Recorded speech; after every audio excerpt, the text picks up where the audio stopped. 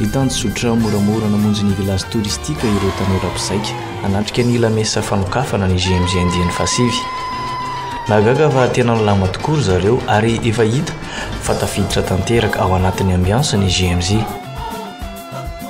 Natomboka tamin'ny mita be izay nandraisan'ny tanora ny diocèse Mahajanga anjara. Ary narahan'ny fankalazana Eucharistie notarian'ny Monseigneur Benjamin Ramarson évêque Anatsiranana.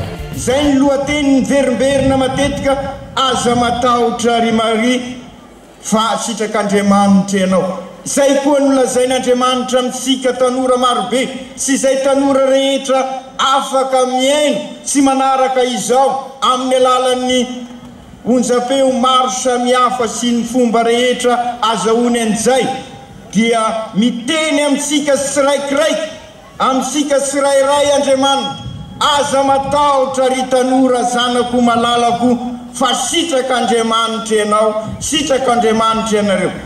Nentina tamin'ny fomba manetriketrika ihany koa ny lacroix ny JMJ.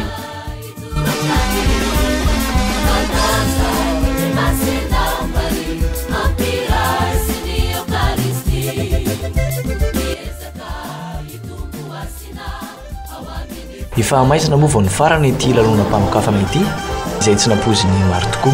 Niaraka tamin'izany mitoto rebika isan-karazany.